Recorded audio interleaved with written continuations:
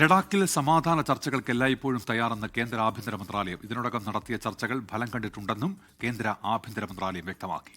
ലഡാക്കിൽ പൂർവ്വ സാഹചര്യം പുനഃസ്ഥാപിക്കുന്നതുവരെ കേന്ദ്ര സർക്കാരുമായുള്ള ചർച്ചയ്ക്കില്ലെന്ന് ലേ അപ്പെക്സ് ബോഡിയും കാർഗിൽ ഡെമോക്രാറ്റിക് അലയൻസും നിലപാട് അറിയിച്ചിരുന്നു. ഡൽഹിയിൽ നിന്ന് ബൽറാം നെടുങ്ങാടിയാണ് ചേരുന്നത് വിവരങ്ങളുമായി. ബൽറാം, ഈ കഴിഞ്ഞ ദിവസം ഒക്ടോബർ 6 നടക്കാനിരുന്ന ചർച്ചയിൽ നിന്ന് പിന്മാറുന്നുവെന്ന് ഇവർ അറിയിച്ചിരുന്നു.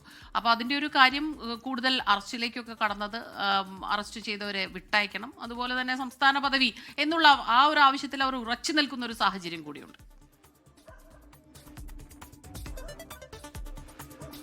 സ്മിത, ഉന്മേഷ്, ഈ നിലവിലിപ്പോൾ ലഡാക്കിലെ സമാധാന ചർച്ചകൾ അത് ഏതാണ്ട് സ്തംഭിച്ച ഒരു സാഹചര്യത്തിലേക്ക് എത്തിയിരിക്കുന്നു. ഒക്ടോബർ 6 നടത്താനിരുന്ന ചർച്ചകളിൽ നിന്നും പ്രധാനപ്പെട്ട 2 സംഘടനകളും പിന്മാറിയിരിക്കുന്നു എന്നുള്ളതാണ് അതിലേറ്റവും ശ്രദ്ധേയം. ലേ അപ്പെക്സ് ബോഡി, ഒപ്പം തന്നെ കാർഗിൽ ഡെമോക്രാറ്റിക് അലയൻസ് എന്നീ 2 സംഘടനകളും സമാധാന ചർച്ചകൾ നിന്നും താൽക്കാലികമായി പിന്മാറുന്നതായി അറിയിച്ചിരിക്കുകയാണ്.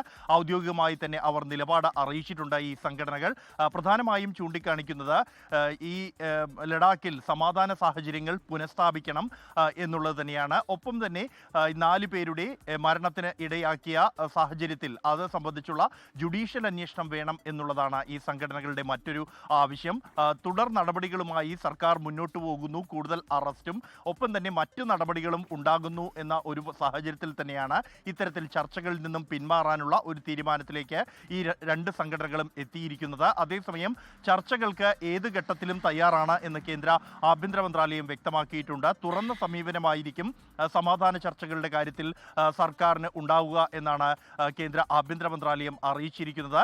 സമാധാനം പുനഃസ്ഥാപിക്കാനുള്ള നടപടികൾ പുരോഗമിക്കുകയാണ് എന്നാണ് ലഡാക്ക് ലഫ്റ്റനന്റ് ഗവർണർ കവീന്ദർ ഗുപ്ത അറിയിച്ചിരിക്കുന്നത്. അതുമായി ബന്ധപ്പെട്ടുള്ള തുടർ നടപടികൾ, സമാധാന ശ്രമങ്ങളും പുരോഗമിക്കുകയാണ് എന്നും ലഫ്റ്റനന്റ് ഗവർണർ വ്യക്തമാക്കിയിട്ടുണ്ട്. ഉന്മേഷ്, സ്മിത. ലോകത്തെവിടെയായാലും ഏത് സമയത്തും 24 വാർത്തകളും ഓഗ്മെന്റഡ് റിയാലിറ്റി പാക്കേജുകളും എക്സ്പ്ലെയിനറുകളും വിശദമായി കാണാൻ ഞങ്ങളുടെ യൂട്യൂബ് ചാനൽ നിങ്ങൾക്ക് സബ്സ്ക്രൈബ് ചെയ്യാം.